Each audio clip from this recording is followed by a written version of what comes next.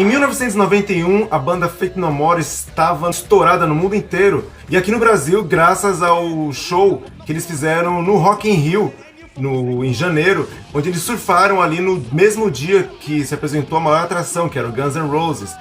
E o Faith No More estava com tudo, porque eles tinham lançado este álbum aqui, o brilhante The Real Thing, considerado por muitos o melhor álbum da banda. E depois, em seguida, eles já lançaram o álbum ao vivo, né? E então, Faith No More estava com tudo, ganhou muitos e muitos fãs. O rock nessa época estava também num grande auge. E depois da sua avassaladora apresentação no Rock in Rio, o Faith No More voltou para o Brasil numa turnê e eles fizeram o show aqui em setembro de 1991. E um desses shows foi no Olímpia, aqui na Lapa, em São Paulo.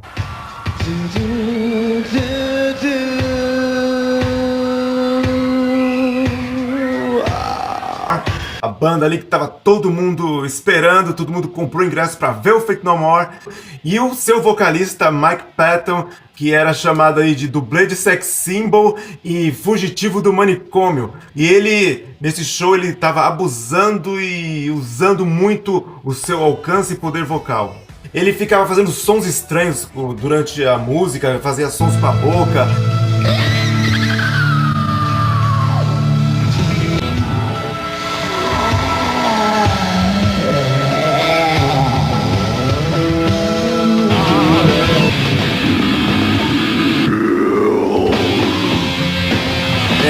Falava em português, falava coisas muito engraçadas.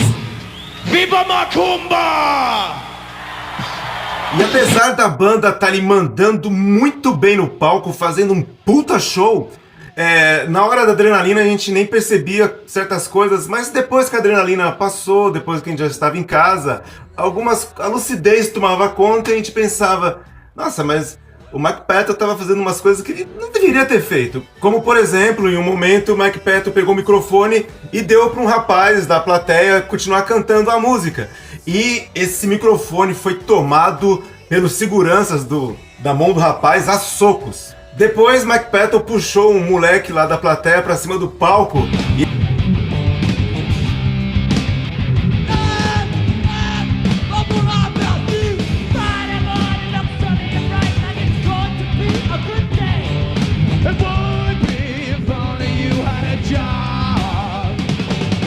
E esse moleque ficou ali no palco todo empolgado e depois foi escorraçado pelos seguranças, pelos roadies, jogado ali debaixo de pancada de volta para a plateia.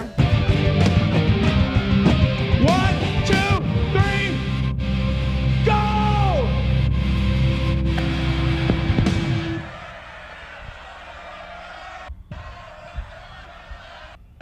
Mas a maior presepada estava por vir. Foi no final do show, quando o vocalista Mike Patton deu um mosh.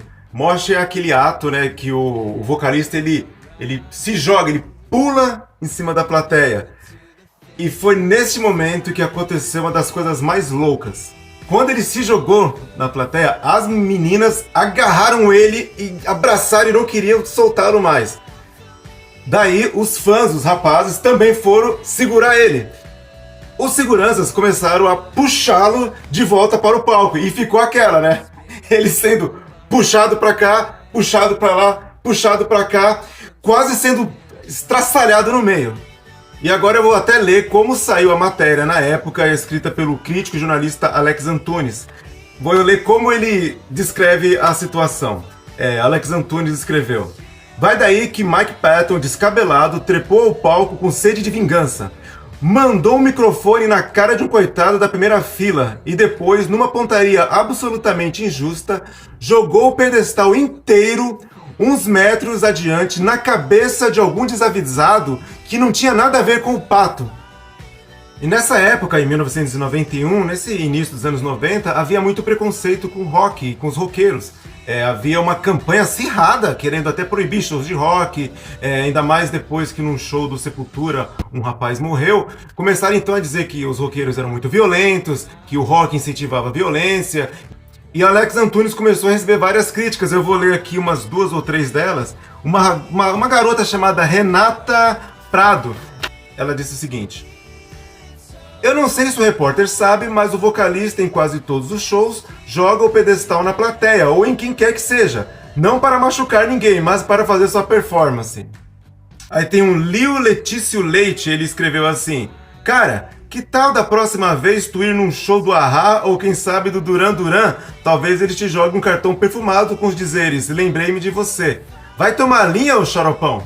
E o rapaz que levou esse pedestal na testa, ele se identifica como Guilherme Perpétuo, e dali do show ele foi direto para o hospital, onde levou 5 pontos na cabeça. Mas ele não processou a banda, ele até não quis divulgar o episódio para não dar margem a essas campanhas oportunistas da época que ficavam falando contra a violência do rock. Não se esqueça de dar seu like e de se inscrever no canal. Eu sou o Ivo Evangelista e este é o Megafone Música e Cinema. Um abraço e até a próxima.